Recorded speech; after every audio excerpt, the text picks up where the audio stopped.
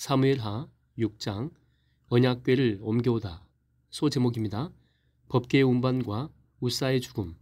6장 1절에서 11절. 하나님의 도우심으로 나라가 안정이 되었으니 이제는 법궤를 예루살렘으로 모셔올 때가 되었구나. 통일왕국 이스라엘의 왕이 된 다윗. 연전연승을 통해서 왕권이 안정되고 나라가 부강하게 되자 그는 곧바로 언약궤를 예루살렘에 안치하려는 계획을 세운다. 일찍이 시내산에서 만들어졌던 법궤. 그 법궤는 40여 년의 광야 유랑을 거쳐 가나안 땅에 들어간 뒤로 정복전쟁을 치르는 동안 이스라엘의 번영인 길갈에 안치되었다. 이때가 주전 1406년경입니다. 이후에 6, 7년에 걸친 가나안 정복전쟁이 끝나고 그 땅을 12지파에게 분배할 무렵쯤에 법궤는 실로로 옮겨졌다. 이때가 주전 1400년경입니다. 이후 법궤는 사사시대 말엽인 엘리 대제사장 시대까지 300년 이상을 실로의 성막에 안치되어 있었다. 그러던 중 블레셋과의 전쟁에서 그만 법궤를 빼앗겼는데 그 법궤는 7개월 동안 블레셋 땅 여기저기를 옮겨 다녔다. 이때가 주전 1075년경입니다. 법궤가 이르는 곳마다 하나님의 무서운 재앙이 임했기 때문이다. 결국 법궤를 감당하지 못한 블레셋 사람들은 빼앗은 법궤를 이스라엘에 되돌려주게 이른다. 되돌려진 법궤는 처음 베세메스 마을을 잠시 거쳐 기럇 여아림 땅에 아비나답의 집에 오랫동안 방치되어 있었다. 이때가 주전 1075년에서 1300년경입니다. 그러니까 다윗이 법궤를 예루살렘으로 옮기려 한 때는 그로부터 70여 년의 세월이 흐른 뒤다. 자, 다들 모였느냐? 이제부터 하나님의 법궤를 예루살렘으로 옮길 것이니 이 일에 참여하는 자들은 각별히 주의하여 최선을 다해야 할 것이다. 알겠느냐? 다윗은 3만 명의 군사들을 동원하여 언약궤 운송작전에 들어갔다. 언약궤가 있는 기럇 여아림 지역은 블레셋의 국경과 인접한 곳이었다. 그래서 언약궤 운반 중에 행여 일어날지도 모를 블레셋 사람들의 기습 공격에 철저히 대비하였다. 기럇 여아림은 예루살렘에서 서쪽으로 대략 15km 정도 떨어진 거리에 위치하고 있었다. 조심! 다들 조심하여라. 조심해서 법궤를 다루어야 한다. 이스라엘 최고의 성물을 다루는 작업이니만큼 다윗은 각별히 조심할 것을 거듭 명했다. 일행은 언덕 위에 있는 아비나답의 집에 보존되었던 법궤를 조심스럽게 옮겨 새 수레에 싣고 나왔다. 이때 아비나답의 두 아들인 우사와 아요가 법궤가 실린 수레를 몰았다. 아요는 법궤 앞에서 걸었고 우사는 법궤 뒤에서 걸었다. 다윗과 이스라엘 백성들은 모두가 주님의 영광을 찬양하며 즐겁게 행진했다. 그들은 줄을 맞추어 행진하면서 수금과 비파와 소고와 꽹과리와 심벌들을 연주하며 하나님을 찬양하는 노래를 크게 불렀다. 오 할렐루야! 우리 주 하나님을 찬양하라. 주님께 존귀와 찬송과 영광을 돌리자. 이렇게 백성들이 연주하고 찬양하며 즐겁게 법궤를 운반하던 중 수레가 나곤이라는 사람의 타작마당에 이르렀을 때였다. 아! 안 돼! 법궤가 떨어지려 한다. 수레를 끌던 소들이 갑자기 날뛰는 바람에 법궤가 흔들리면서 수레에서 떨어지려 했다. 그러자 법궤 뒤에서 줄곧 따라가던 우사가 잽싸게 손을 내밀어 법궤를 얼른 붙들었다. 아! 우사는 법궤를 붙들자마자 외마디 비명을 내치며 그대로 꼬꾸라졌다. 우사가 율법에 규정된 규례를 어기고 손으로 법궤를 직접 만졌기 때문에 주님께서 진노하셔서 우사를 치신 것이다. 우사는 하나님의 법궤 옆에서 죽고 말았다. 우사는 땅바닥에 떨어지려는 법궤를 보호하려고 선한 의도로 붙잡았을 뿐인데 도대체 왜 그런 병고를 당하게 된 것일까? 법궤, 곧 언약궤는 하나님의 임재를 상징하는 지극히 거룩한 성물이다. 모세 율법에 따르게 되면 법궤는 반드시 장대에 꿰인 채 제사장들의 어깨에 매어서 운반되어야 했다. 누구도 손으로 만져서는 안 되었다. 비록 우사가 선한 동기로 땅바닥에 떨어지려는 법궤를 붙들었다 하더라도 어디까지나 그것은 하나님의 율법에 무지한 잘못된 행위였다. 이때 다윗은 율법의 규정을 자세히 살펴보지 않았다.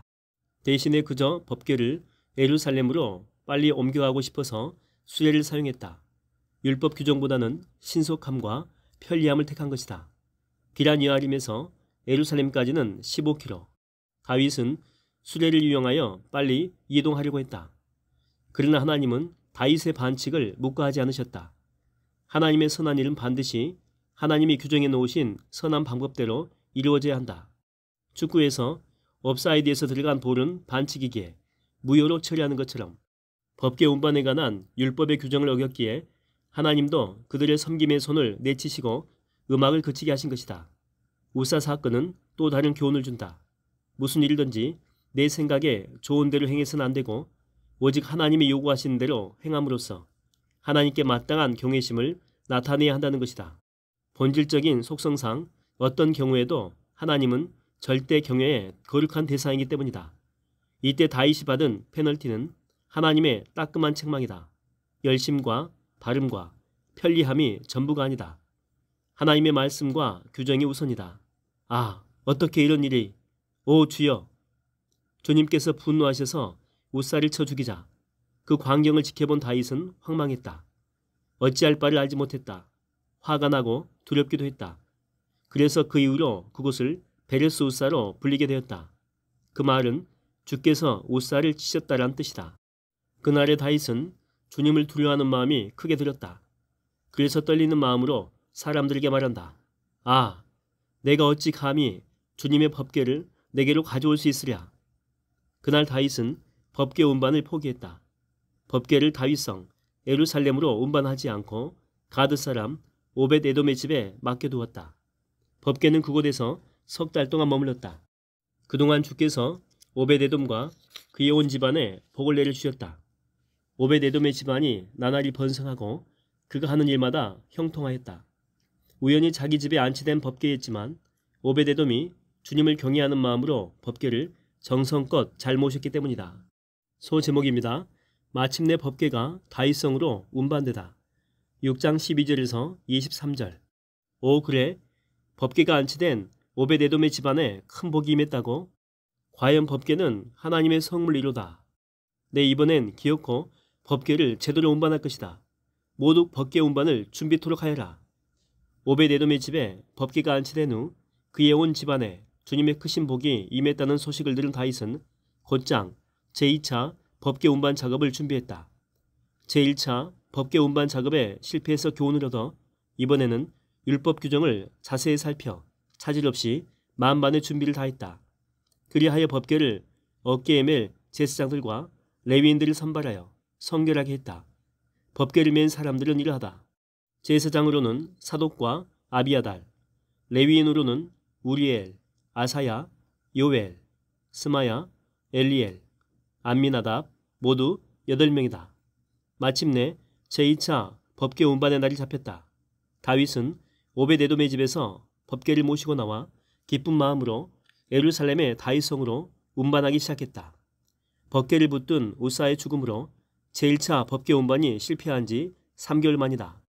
다윗은 조마조마한 마음으로 법궤 운반 작업을 유심히 지켜보고 있었다. 아, 이번에는 부디 아무 일이 없어야 할 텐데. 주여 도와주소서. 좋다. 주의 법궤를 맨 사람들이 6걸음이나 옮기도록 아무런 사고가 없었다. 그러자 다윗은 이번에는 됐다 싶어서 소와 양을 잡아 주님께 제물로 바쳤다. 그런 뒤에 모시의 봇, 이것은 조끼처럼 팔 부분이 없고 앞치마처럼 무릎까지 내려오는 옷을 이야기합니다. 그런 뒤에 모시의 봇을 걸친 뒤에 주님의 법궤 앞에서 온 힘을 다해서 덩실덩실 춤을 추었다. 그러자 이스라엘 온 백성들도 한 마음으로 환호성을 울리고 나팔을 크게 불면서 주님의 법궤가 예루살렘의 다윗성으로 들어오는 것을 크게 반겼다.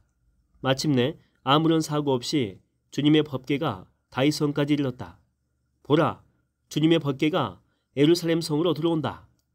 그러니까 블레셋 사람들에게 법궤가 되돌아와 기란 여아림 땅에 아비나답 집에 방치된 지 70여 년. 거기서 제1차 운반의 실패로 법궤를 가드 사람 오벳 에돔 집에 잠시 모셔둔 지 3개월. 거기에서 제2차 운반을 시도하여 마침내 법궤가 예루살렘의 다윗성으로 들어오게 된 것이다. 이때가 주전 1003년경입니다. 다윗의 아내이며 사울의 딸인 미갈은 창문으로 그 광경을 지켜보고 있었다. 그런데 다윗 왕이 법궤 앞에서 덩실덩실 아이 마냥 즐겁게 춤을 추고 있지 않은가. 에봇 사이로 맨몸이 보였다. 미갈의 눈에 그런 광경은 꼴물견이었다. 에휴, 한 나라의 왕이란 사람이 신하들과 백성들 앞에서 채신머리 없이 대체 저 꼴이 뭐람? 왕이면 왕답게 처신해야지. 다윗의 아내이기 이전에 사울의 딸인 미갈은 법궤를 기뻐하지 않았다. 다윗과는 달리 법궤 귀환에 가슴 벅차는 환희를 알지 못했다. 그녀는 법궤를 중요하게 여기지 않았던 아버지 사울의 불신앙을 그대로 물려받았다. 그래서 법궤를 향한 남편의 열렬한 신앙과 뜨거운 감격을 전혀 이해하지 못한 채 단순히 신하들과 백성들을 지켜보는 앞에서 맨몸이 드러나도록 춤을 춘 행동이 왕의 체면을 구기고 품위를 잃었다고 비난한 것이다.